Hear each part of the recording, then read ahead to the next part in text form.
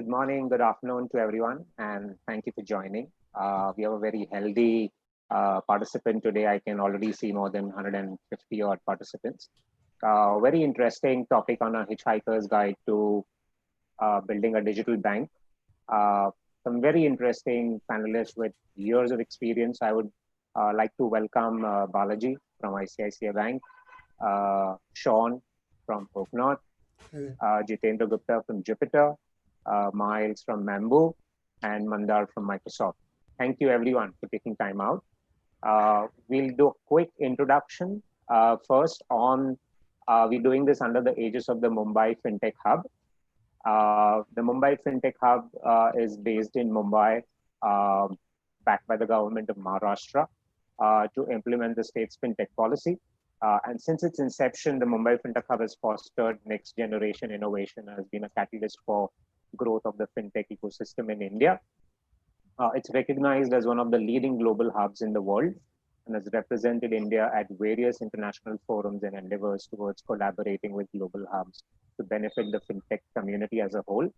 So thank you very much, Suniti, Gaurav, and the entire Mumbai FinTech Hub team for this opportunity. EY has been collaborating with the Hub for the Global Market Access Program. As a part of this, EY supports them with cross-country market access for FinTechs, both FinTechs looking at going abroad as well as FinTechs based abroad to have an access to India. And we explore collaboration with foreign regulators and global FinTech hubs. EY also facilitates and manages the global relationships in terms of market access support, knowledge sharing sessions amongst these activities. And today, this is one such activity. I will very quickly now introduce my fellow panelists, and then we'll straight away get to the topic.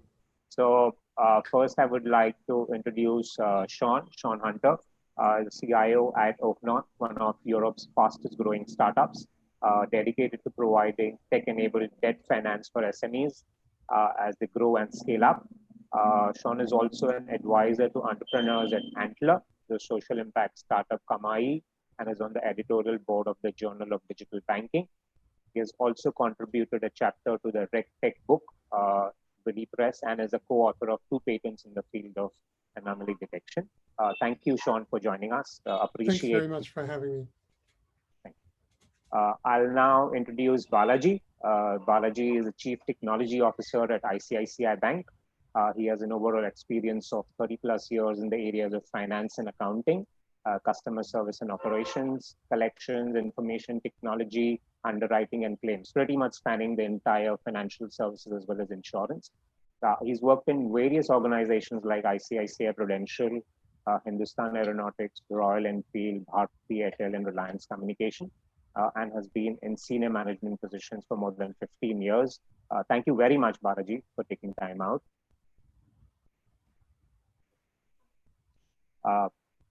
I will now introduce Jitendra Gupta, founder and CEO of Jupiter. He has more than 16 years of work in the banking and financial services industry and is considered an expert in the payments industry. Jitendra aims to create a mobile-first banking experience for Indian millennials, with the idea being the creation of a savvy and cost-effective banking experience, which at the same time would help youth manage their money better.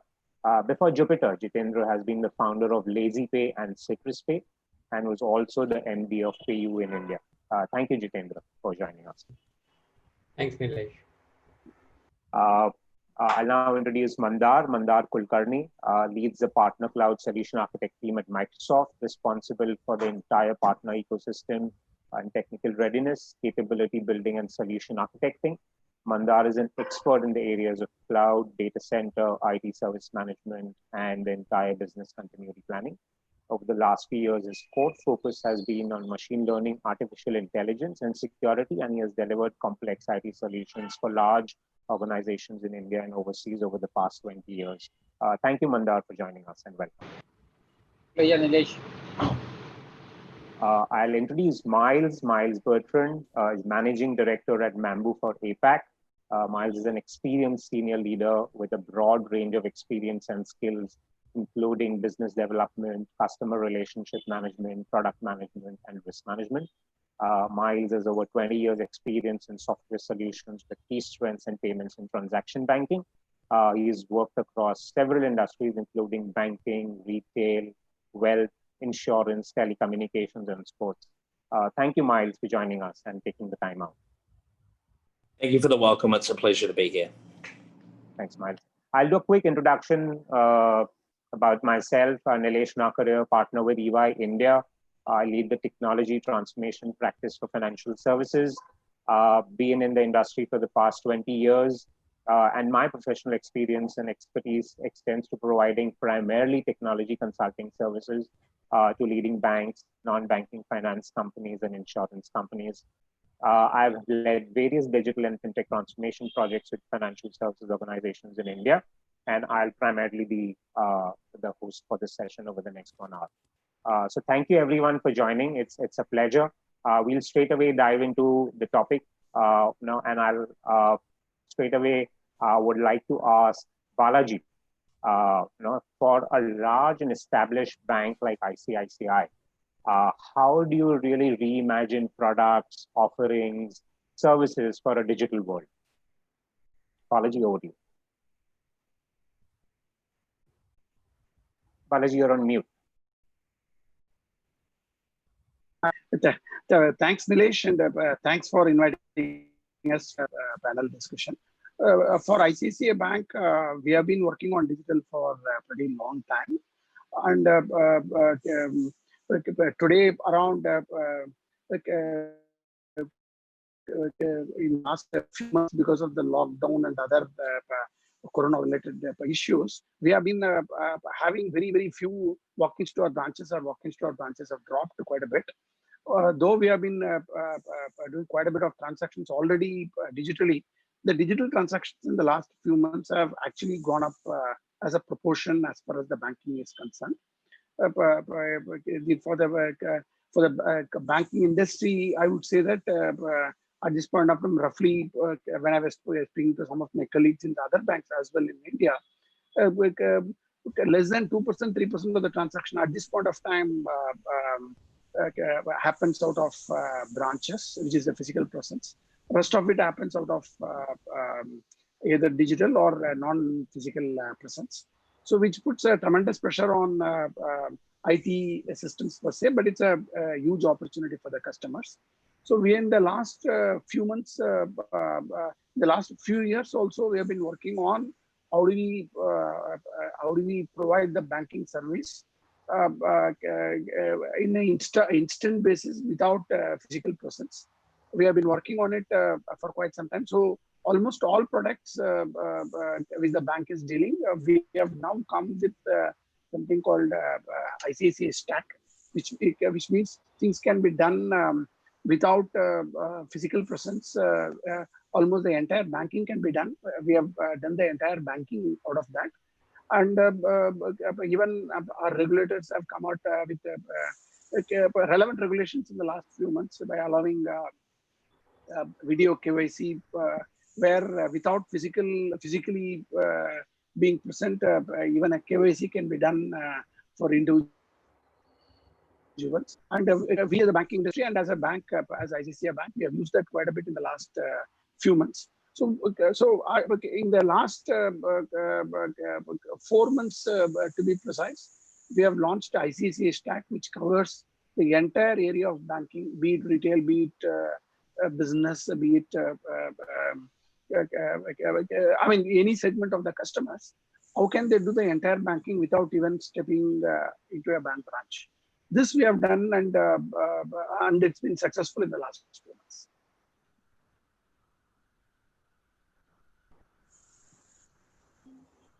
Thanks, Balaji. Yes, I agree. I think COVID has really pushed all financial institutions to relook at the way services are rendered. And I think specifically in India, I think a lot of the open architecture, especially around data, especially around identity, the digital identity piece, or if you look at the data democratization through account aggregation, right? Or if you look at the entire data privacy setup as well as looking at alternate sources of data to really reach thin file customers has been phenomenal. I'll now turn to Sean. And Sean, it's been 5 years since OakNorth was set up. So what were the key objectives for setting up OakNorth at the way back, and how has the bank progressed in its journey? Yeah, thanks, Nilesh. So OakNorth Bank was started by two entrepreneurs. So they weren't bankers, and they started Rishi Khosla and Joel Perlman, and they started to launch it because of a negative experience they had had as entrepreneurs in their previous business when they were trying to secure debt finance. So they had a business called Copal Amber, and they founded it in 2002. And 4 years later, they were looking for debt finance. It's pre-financial crisis. There are no peer-to-peer lenders and all that kind of stuff, no crowdfunding. So your only option is to go to a bank.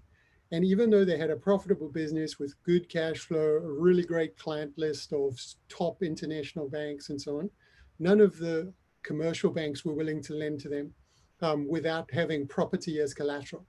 And it's as though we were in this sort of, old world where you have to have hard assets and a factory and so on to get a bank loan.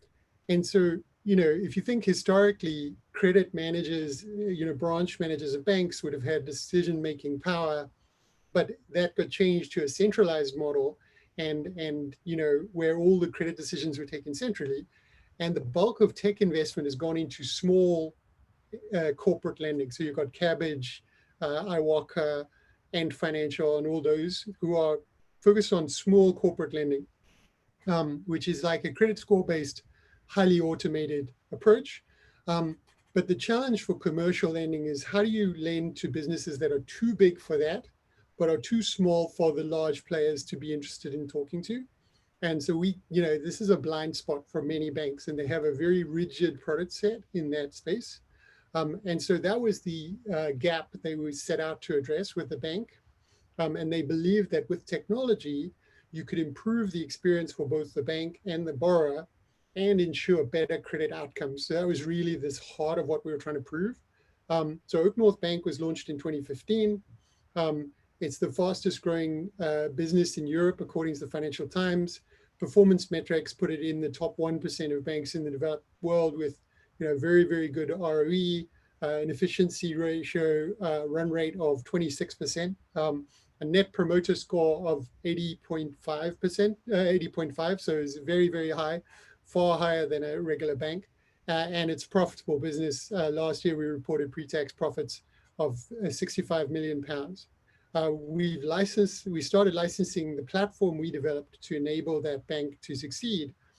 So we work with banks around the world, including completely new neobanks. There's a neobank called Oimio in the Netherlands that use us, small banks such as Modern Bank in the US, community and mid-sized banks such as Customers Bank and NIBC in the Netherlands, and then some of the largest banks in the world. So for example, PNC in the US, which is a top 10 bank in the US, has gone public to say that they're using it. So it's been an amazing journey over the last 5 years. Obviously, we've only just getting started because this missing middle of entrepreneurs around the world is an absolutely enormous $1 trillion+ market. So we've got a lot of work to do, but it's going well so far. Very interesting journey, Sean. And I agree. I think especially what you mentioned around requiring hard assets, rigid underwriting.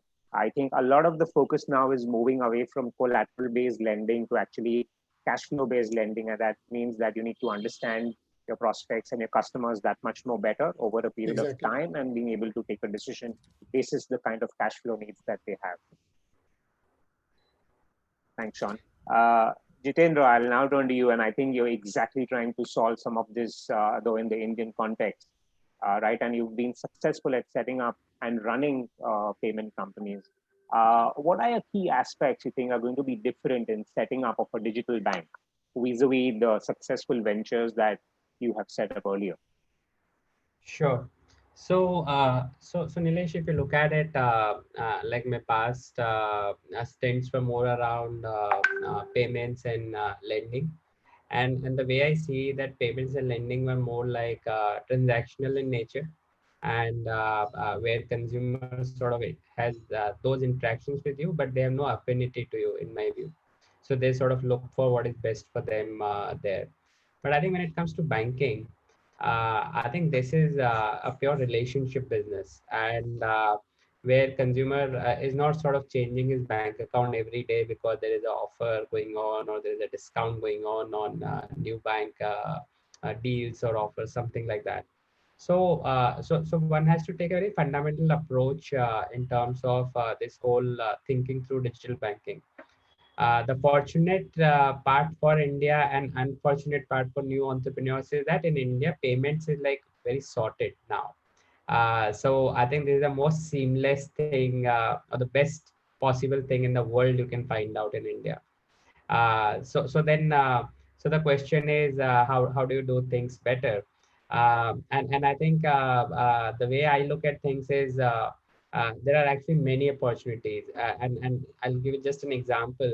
So like when all of us were using this Nokia phone back then in 2007, and if somebody asked you that, are you happy with your phone? I think everybody would have said, yeah, it works. I have no pain point. And I think I see the same situation today in banking, especially in Indian market, where if you ask people that are you happy with your bank, they say yeah, it works, and I have no pain point. That being said, if you ask them which is the best bank account, they will say I don't know. So there is this dichotomy which exists, and this is where I feel that one needs to take a fresh stab at everything. Everything means right from where the customer gets onboarded, how the journey would be more delight, instant, less friction, then to the service, which is the most underrated thing. And just I think the way I have seen today, at least from my perspective as a customer, the most of the Indian banks services are built around voice channel. While if you look at the consumers, they've moved already from away from voice channel, but the processes or the things around how the critical activities will happen, customer still needs to call center, resolve things, resolve processes, issues, and all of that. So I think the service is one thing where I feel a big area which can be completely relooked at from a banking standpoint. And the lastly, like I think when consumer deals with his finances, he or she does not think bank account as one of the thing. Consumer wants a bank to deal with his finances more holistically, and which means bank account is a very integral part of it. So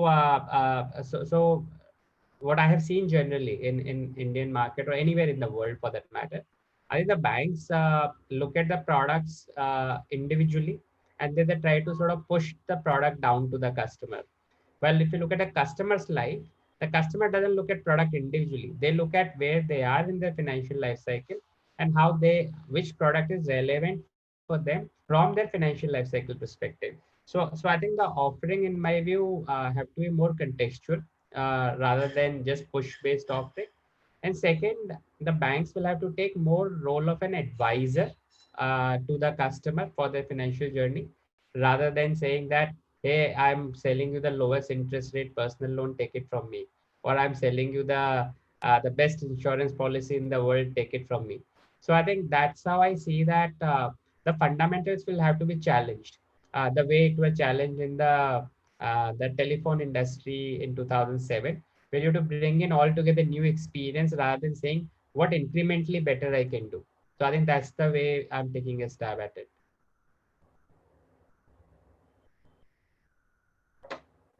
Yeah, and very interesting observation, Jitendra. If I used to just relate it back to me, right, my needs are very different from, say, for example, my father's needs, right?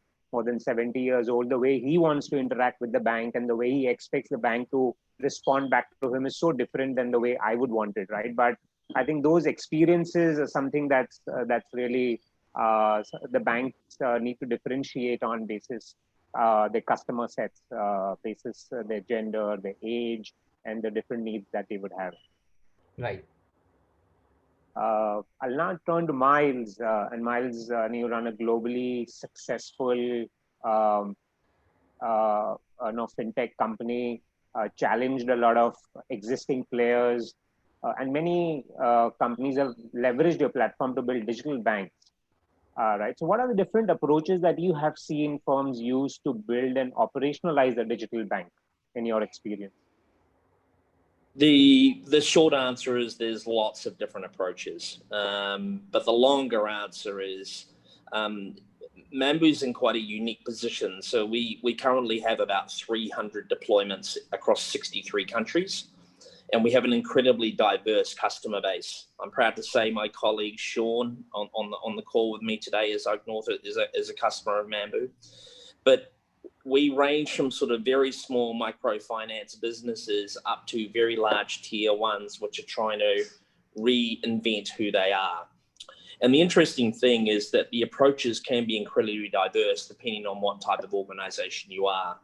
Typically, we're seeing the neos and the challengers and the new banks really have a completely different mindset and approach to how they tackle digital banking, whereas a lot of the well-established and mature organizations are really working through the process. For them, it's a fundamentally two-pronged change. It's a technology change, but it's also a cultural change. Because what you're seeing with digital technology is a lot more of a modular and a composable approach, where banks are bringing together best of breed capability and stitching them together like an ecosystem, as opposed to that sort of traditional big legacy monolithic system that most banks are built upon. So the challenge really has been for organizations as to how do they successfully deal with that. We've seen some really successful stories where some well-established banks have basically taken a couple of key executives, stuck them in a WeWork and said, think like a fintech. So don't operate like the bank has always operated, just operate differently. Still apply the same regulatory framework and the philosophy around how we do things, but approach it from an outside-in point of view rather than an inside-out point of view. Really look at it from a customer's perspective. And so we've seen them be able to spin off, and we have an analogy we use at Mambu, which is called launch a speedboat from a cruise ship. So rather than trying to get the whole cruise ship to turn the corner and adjust for digital transformation or digital banking, spin off a new entity or a new brand, MVP, try something new, prototype fast, really tackle the market differently, but you can still have the big banks sitting behind that. And I think also then that's where you're really seeing some of the neos and the challenger banks, and OakNorth is an incredibly successful story where someone's identified a niche in the market that wasn't serviced well, and they've come to it with an incredibly powerful offering that they're now offering that out to other organizations to fill the void in the marketplace. So we've seen that approach, but then we've also seen the approaches of well-established banks try and launch a digital bank, but still do everything exactly the same way. And they do tend to not get off the ground that well. They do struggle because they're still caught up with the legacy mindset of just not their technology, but also their approach on how they deal with customers, their processes, etc. So we have seen it all, which puts us in a very unique position because we have such an incredibly diverse customer base. But there are some really good stories and some bad stories that go with that as well. Yeah, interesting again, Myles, because not taking an outside-in view, taking products to market quickly, identifying a niche, and how this technology really enabled that is something that just helps in a greater speed to market. Absolutely. Mandar, I'll now turn to you as a technology partner to a lot of the established and emerging banks. What are the differences in approach that you see in the way they want to use technology? Thanks, Nilesh, and thanks for getting me on this esteemed panel. Super excited to be here. I think if you look at what is happening right now in the context of pandemic, while there is a huge challenge, this has also thrown an opportunity for a lot of innovation. We see this as a last 3 months packing 3 years of innovation, and that has pushed practically everybody, including the banking industry. And we have been, as you rightly called out, working with all the type of banks, right? A traditional bank and new age banks on technology. We clearly see three approaches and all of them getting accelerated due to this pandemic, remote working, and lockdown. The traditional banks, as Myles also called out, are looking at, rather than reinventing their core, looking at something that they can add on to it. A classic example in India is like SBI YONO, where it's very difficult for them to change the entire processes, entire digital core, and they are just looking at adding something which will really get them as digital as possible. As opposed to that, then there are banks like ICICI, Yes Bank, or financial institutions like Bajaj Finserv, who have built their core around digital, who have processes thought digital, right? And we see are clearly seeing and have accelerated their pace of innovation over the last few months. We are seeing all these banks, the traditional bank as well as the digital heavy banks, are adopting a new culture from this pandemic perspective. Mr. Balaji also called out how the transactions have moved from in banks to digital, right? And even banks, we clearly are seeing looking at adding new portfolios from their product perspective, serving their customers, as well as how their own employees can work in this new era. So that's a clear strategy that both the traditional bank as well as digital bank has adopted. And then there's a third category, a lot of banks who have got launched in recent time. There are smaller banks who have come up. There we see fintech, we see ISV-led approach. I think rather than building everything themselves, the approach that we are seeing is how much we can leverage from this fintech. Some of them acquired some companies in India. Some of them are building more and more those solutions using those ISVs. But clearly, fintech-led approach is what we are seeing across the banks. So, quick summarizing: traditional banks adding that digital, adding that additional innovation into their processes. The digital banks are accelerating their pace of innovation with the solid base that they had, and the newer banks adopting the new and using fintechs to leverage. That's the approach that we see. Hey, Nilesh, maybe can I just add to what Mandar was saying? One of the interesting things that we're seeing as well is that a lot of the regulators now are putting a lot of pressure on the banks because of their inability to respond to COVID quickly. So they haven't been able to pivot, launch product which can support the change of what's going on. So to Mandar's point, we're seeing lots of different organizations accelerate their plans because they're also getting some pressure from the regulator that they may not be able to respond now, but they don't want them to be in the same situation if something like this happens again. They need to be able to respond faster, both to what's happening in the industry, but also what their customers' needs are. So we're seeing that as a real driver of accelerated change. And they're really changing their mindset, to Mandar's point, that they really are looking to cloud, they're looking to fintech, they're looking to not just one solution to solve their problem, they're really looking to bring components together to allow them to move a lot faster. Nilesh, if I may add to what I said, we are looking at this whole like a respond, recover, and reimagine phase, right? The respond phase happened when we got hit with pandemic. Most of the Indian organizations are in the recover phase right now. But what we are clearly seeing is that everybody is actually have started looking at reimagine. What can we do so that we don't get hit by the similar issues now? I think that's a very interesting phase that we are engaged with a lot of financial institutions in India. Yeah, I agree. And I think Myles also mentioned the regulators are pushing financial institutions to reimagine things as well. And I think in India, I think the regulator has been at the forefront of driving some of those innovations as well. Right. And, Balaji, if you were to really look at, the strides that have been made in establishing a digital identity, or around Sahmati, which is the entire account aggregation, or the innovation on the payment rails with NPCI, and Jitendra mentioned how seamless it is, and it's most probably the best in the world today. How do you see ICICI using it to their own advantage?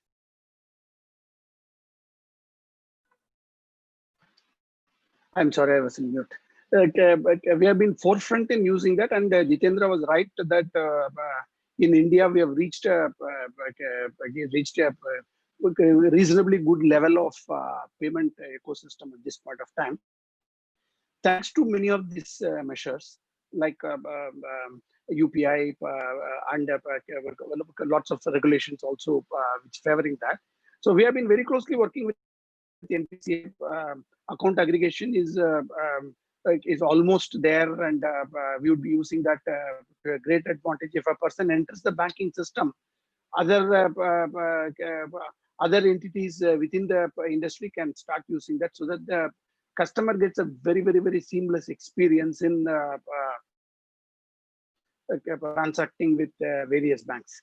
So we are using all these things extensively, and we are in touch with all the. We are in the forefront also in many areas in bringing about a change across the country. Yeah, I agree, Balaji, and I've been a customer of the bank for more than 20 years now. I don't even remember my internet banking password. I never visit a branch. I just need to pick up my phone and transact, right? My mobile phone without speaking to anyone. So yeah, I think the notion that the new entrants are going to be a serious threat to existing players, I would say they are a threat, but I think people just underestimate the ability of the established players to take competition head on, right, and innovate as well. Which I think is just fantastic. I'm sorry. I'll supplement to that. See, but there are different facets of banking, especially a full-fledged bank like what we find here. All the top banks, we operate in all spectrum of banking. Transaction is only one part. There are various other parts of a bank. And we have been so that way we have been putting our efforts on all the aspects of the banking, not just on the transaction part. Of course, transactions, as Jitendra rightly said, we have been India has been pretty robust at this particular point of time. So all the banks have caught up whatever they were behind. But I would say that the banking is a full-fledged array of all services and all that. And we have been both in terms of liability, in terms of assets, and in terms of protection. And we have been, with all banks have been efforts to digitize them or making it seamless without being seen, how unseen a bank can enter into a transaction of a person's life. So these are many of the areas where we have been working along with various fintechs as well as with lots of partners. Agree. Sean, I'll ask you, and this is a related question from Mahima Dev as well. I think one of the key aspects of the banking business is to keep non-performing loans under check. Also, how does the digital bank ensure it's run efficiently and profitable business, right? And that was the related question from Mahima Dev as well.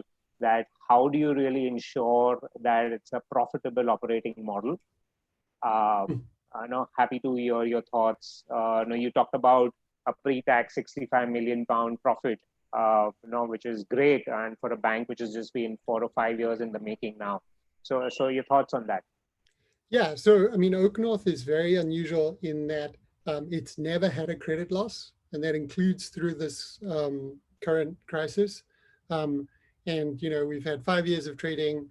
We lent £4.5 billion, and we're continuing to lend through not just one but two unprecedented events. So Brexit and the uncertainty around Brexit in the UK, and now the COVID crisis, obviously. In our view, the key to building an efficient and profitable loan book is you need to take, from a credit perspective, is you need to take a forward-looking, granular loan-by-loan approach, almost like an old-fashioned approach. Really understand each business when you're doing credit analysis, and then do deep monitoring on each loan on an ongoing basis, so that you're able to, as things change, you're able to rerun your analysis, speak to the borrower early, intervene early if there's a problem. Because obviously, if you're an entrepreneur and you miss a payment to your bank, which is the event that normally a bank will go and speak to you because you missed a payment, well, that's way too late, right? At that point, the bank can't really do anything constructive. So we believe in monitoring, speaking to the customer early so that you can be a partner. And that's actually what our platform is designed to do. So our platform does portfolio diagnostics to look through the whole portfolio, look for anything that's stressed, target different actions, different segments of the portfolio, and then ongoing monitoring. I think for our operating model as a whole, it's a very, very unusual model because we're branchless, but we're not a voice or an app-based bank. So, go figure. And the reason for that is something that's like similar, touching on what Balaji mentioned. So when you're starting a bank, it's very important to think about who your target demographic is, what are the products and services you're looking to target at them. So Jitendra's banks, for example, targeting millennials, very clearly app-based delivery is going to be one of your key channels. That's the main mode of interaction with those people and so on. But if you're an entrepreneur, and your business is your life, if you're looking to go and take out a £4 million loan, that's by far the biggest financial decision you've ever made at that point. You want a human being to speak to you. So what we've done is we've used technology to lower our operating costs and empower our people so that they can deliver a really efficient personal service and be a real partner to the customer. I think the infrastructure is really interesting. It touches on some of the points that Myles made around, this modular ecosystem type approach.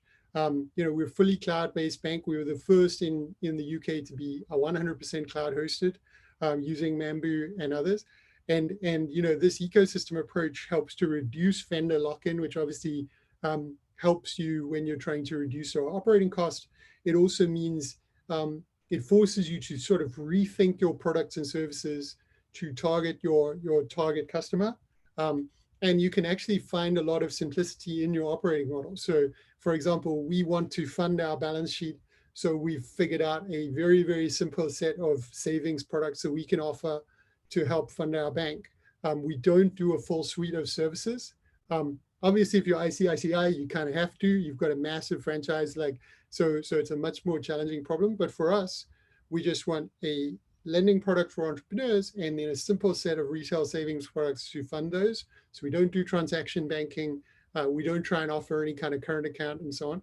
And just on a related point, for people on the call who don't realize how much better the payments infrastructure is in India, I've been to India, you can use a QR code to go and buy street food. Whereas if you go to a sandwich shop in New York City, you'll see there's someone in front of you in the queue actually writing a check.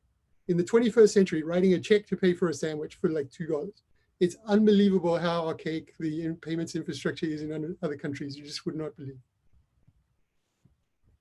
Yeah, I agree, Sean. I think India has just jump-started many years of evolution on the payment side, maybe 15, 20 years. And that's why it's seamless today, right? It's just frictionless and seamless today.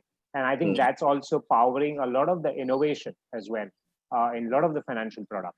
Absolutely, absolutely. I think tech, that's the whole point. Like if you think about when people talk about tech leverage, the lever is one of the most old-fashioned ancient machines, right? And the whole point of a lever is it increases your effectiveness of your ability to apply power to a problem. And I think that's the right way to think about technology is like, what is your problem you're trying to solve, and how does the technology really help you to be more effective?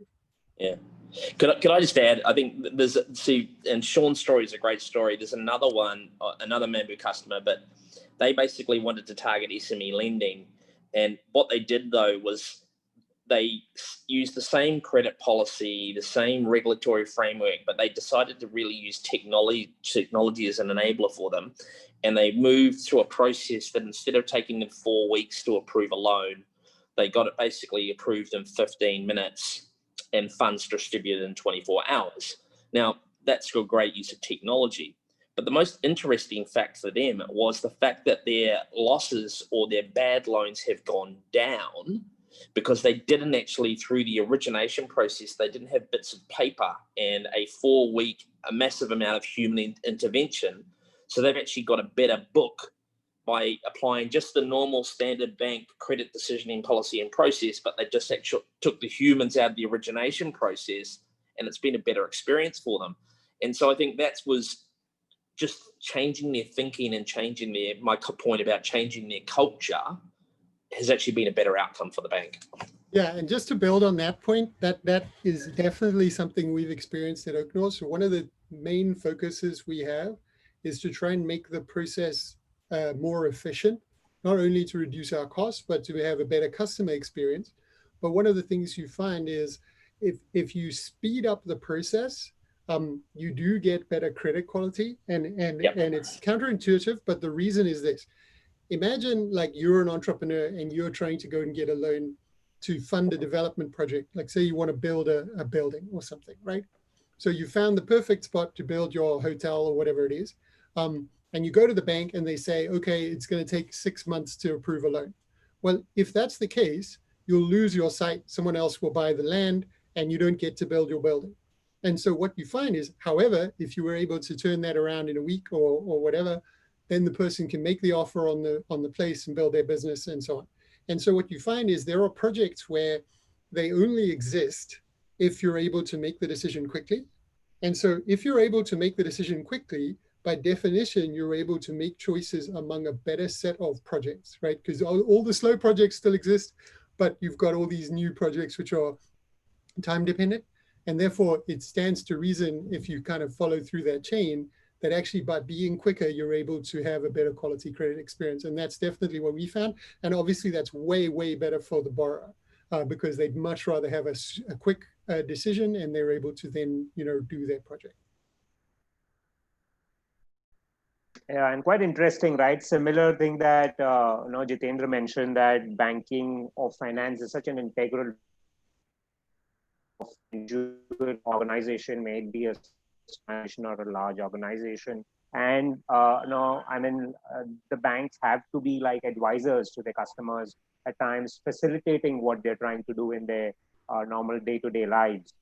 Right. And Jitendra, I think your concept, and I did see that on your website as well, where it's a theme of community forums, really contributing to what do they want to see in their bank, sharing ideas and making finance fun, right? Because today, a lot of the things that we do, whether it's on transactions or on taking on loans, at times it's so mundane, boring, not fun at all. Right. So how do you see digital banks that can leverage this aspect as well as can be scaled to make them profitable? Sure. So while howsoever I crave about traditional banks and the old banks, there is one big advantage which the big banks have, which is the trust. And I think there is a famous saying that churches and banks are almost same because people trust them because there is a large building they see, and that gives them a huge trust. And I think digital bank has this inherent challenge in terms of to solve for that. And so when I looked at the problem statement, I'm like, how do we solve this? So we said that let's solve it in two ways. One, we form a community of potential consumers, and we really ask them, what is that you need? Because one of the things which traditional banks don't do is where while designing a product, they never go to consumer. They sort of design the product sitting in their conference room, and the CEO decides or the business head decides, and they sort of get it, and then they start pushing it out and then learn iteratively. I'm not saying they don't learn, but I think we said that why not build it opposite way? Well, let consumers tell that what is that they would like to see in a banking product. So we took one of that approach. And the second was a big realization. We realized is that the young population is maybe not as savvy in financial topics as maybe we have been, and they are like totally away from it. Uh, like, uh, like we are surprised to receive few questions on community that how much to save, what is the right amount to save, should I take loan for investing into a stock market? Now I'm like, the education level is so low, the decisions will look obvious to us are not obvious to them. So we started this millions channel on YouTube where we don't sell any product. We don't sell Jupyter at all. We actually do only financial education content and explain in their millennial language. So the language they understand and language they can comprehend. And I think that is sort of another way which we are taking in short to create trust in the user base. Uh, Now, I think your question around profitability and all of that, frankly, the digital banking is or forget digital banking, the banking itself is a long gestation business. So there is a certain scale you need to achieve to achieve profitability. Typically, in my view, it takes 5 to 7 years to reach to that level because there is a infra investment, there is a trust building which is happening. So all of that you need to invest a lot. That being said, can it be done? Yes, it can be done. I think when I started payments company in 2011, I was being asked this question from everyone that payments companies in India can never make money.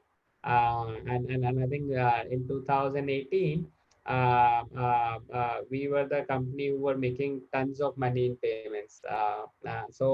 And like literally that the pie of profits keep on increasing because payments has a high operating leverage from for that perspective. So we've proven that.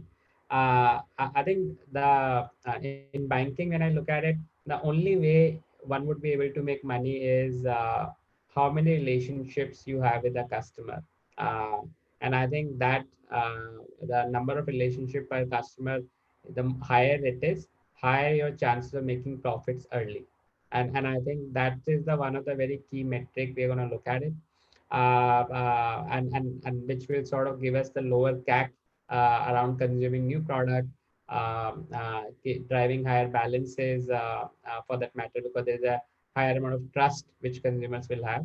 So I'm actually like never say never, but I'm actually confident that it's not like the banking cannot make profits in 5 year time frame. I think Sean has proven in SME world. Our aspiration is to prove that in the consumer side of the world as well, where in the next 5 years we can turn the entity profitable. Yeah, and interesting, right? Because two very different businesses, right? When you look at entrepreneurs and SMEs, and you want to fund them vis-a-vis retailers or retail customers, know very different needs at very different points of the life stage they are in as well. I think, and that's something that needs to be constructed for them at speed as well. Thanks, Myles. I think a lot of this again rolls back to how does technology and the underlying platforms really support a lot of this, right? Because I think the themes that we are seeing is one is speed to market, being flexible, looking at the total cost of ownership so that the operating model remains profitable, right? So any thoughts around that? How has that been enabled by yourself and by organizations, or while you're working with other banks as well in your previous avatar? Yeah, I think, again, it's a really pertinent question, and maybe goes back to something I said before. It's a little bit of a cultural change as opposed to technology. The technology is proven. It works. You've got amazing success stories like Sean's, and there's lots of other examples where banks have taken a different approach. I think the biggest challenge you have is that moving away from it takes a bank 2 years to do anything. That's a mindset thing as opposed to actually being the ability to do that. I think the technology is available, utilization of the cloud. Banks are not designed to be technology development businesses. They're not designed to be software house. It's not their business. Their business is to service their customers with great financial services products. So by utilizing investment that organizations like Microsoft have made into cloud technology, the ability to support organizations and financial services on the cloud, that there is an amazing starting point. If you looked at the regulatory adoption of the cloud 2 or 3 years ago, there was a lot of resistance. A lot of regulators just were not interested, did not believe it was secure. But we've seen globally a diagrammatic shift on that, even in very, very conservative regions for us here in Asia Pacific, where now you're actually seeing the regulators are pro-cloud.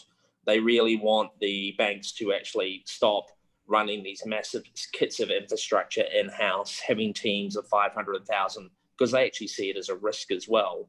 So, you know, really look to diversify what they're doing. So I think the first thing to really help organizations is to get over that cultural shift that's required, that you don't need to have run all your systems and your platforms yourself. Leverage the skill sets that are out there in the marketplace. But I think there's a key thing in your question there is trying to build, our experience of trying to build digital banks on existing technology has been fraught with danger.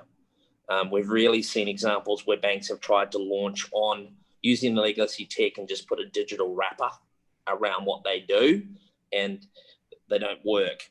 And the other thing which is really interesting is that the success stories are the organizations that find a niche in the market and they go after it. Those that are just trying to be a traditional bank but just do it online as a digital bank are also the ones that, to the guys' points, that are struggling to get to that inflection point of being successful. The total cost of ownership, it really depends again on the mindset of the organization. But from our experience, and the proof points is that ecosystem composable using the cloud is a much more cost-effective model for the bank, because they just literally move immediately to focusing on their core business rather than spending. And I think hopefully my fellow panelists support me, but traditional banks spend a fortune just trying to stay compliant with their existing systems. They spend an absolute fortune just trying to keep the regulator happy. Whereas if you are utilizing the tools that someone like a Microsoft offers, someone like a Mambu offers, we're taking that pain away for you. We're the ones that are dealing with making sure that our systems and our platforms are dealing with that. And again, you get to focus what you're in the business for, which is, you know, providing great service to your customers. So, you know, those are some of the traps that we've seen where, and I think that's where the digital banks are in a very unique situation for those that really get it right, is they're not hamstrung by legacy, and that's a legacy mindset and culture, but also legacy technology.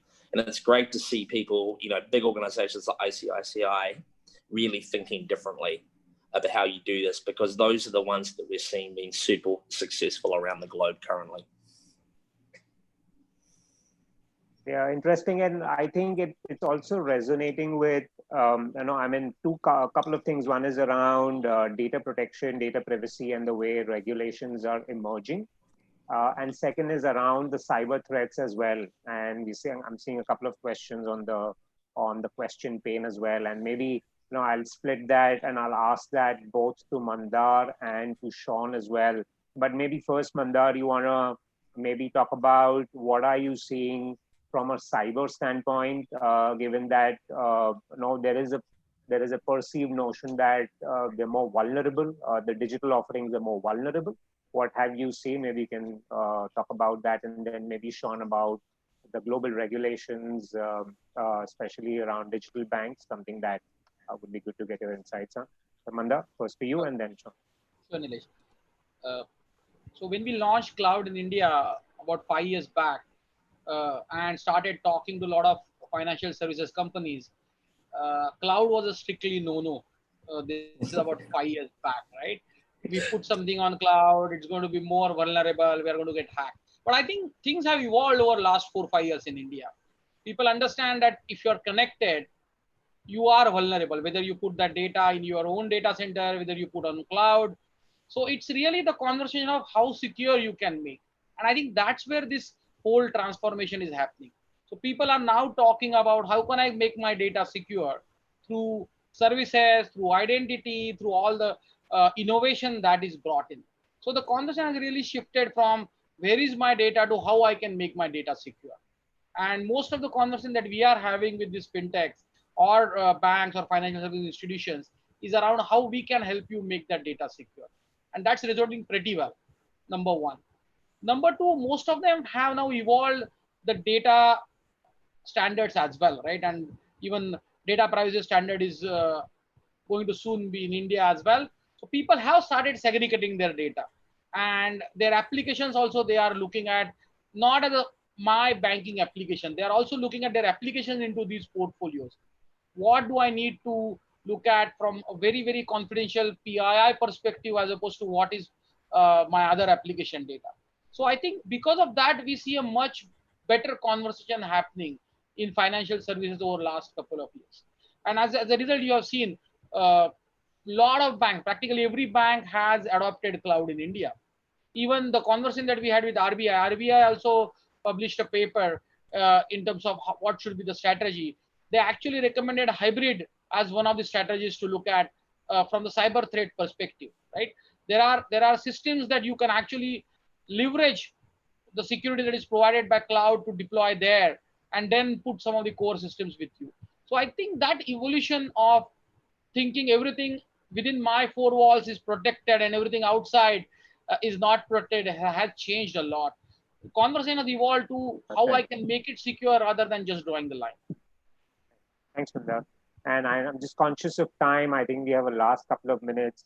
But Sean, if you can talk about I mean, at least in Asia Pac, we've seen Taiwan, Hong Kong, Singapore, the regulators come up with specific asks on filing for digital licenses or what they're calling as neobanks. But your thoughts on that? Yeah, I mean, so just to echo what my fellow panelists have said, one of the things that I think if you haven't dealt with a regulator, you probably don't realize how tech forward and thoughtful they are around these technologies. They often, have very detailed conversations with us about the impact of technology and different security trade-offs and so on, because it's not as straightforward as Mandar was saying, as like everything in my house is fine and everything outside my house is dangerous. So all the regulators, unfortunately, have different regulations, and that makes it challenging for an organization such as us that's trying to license around the world. But they actually all care about the same things. So they care about consumer protection, they care about data privacy, information security. They care about how they would resolve a bank if the bank gets into difficulty. So, would they be able to physically access the information so that they can figure out what went wrong if a bank was to collapse and so on. So all of these, and they want to understand decision-making processes to make sure they're done in a fair and prudent way. So all those things are things that as a consumer, of course, like everyone would support, they make total sense. And so I think the way to deal with regulators is trying to understand what they're getting at and then try and engineer your system to make it as simple as possible to comply. So although the regulatory regimes are different, actually, if you take a lot of good common sense approaches, then it's actually not difficult to comply with all the different regulations because they're all actually trying to achieve the same thing. Agreed. Thanks, Sean. We have a number of questions, but we've run out of time. Unfortunately, we've answered them while we were discussing a session as well. But I would like to thank all the participants. I think it's been quite an engaging. We propose if we can later in an offline mode. Just being conscious of time, I would just want to thank all my fellow panelists. I think it's been Balaji, Sean, Jitendra. Thank you so much for taking time out. It's been great. And I hope the panelists have taken away some good things, basis a global outlook, on setting up a digital bank. Thank you so much. Thank you. Pleasure. Bye, everybody. Thanks for having us. Bye, everyone. Bye. Thank you. Bye-bye.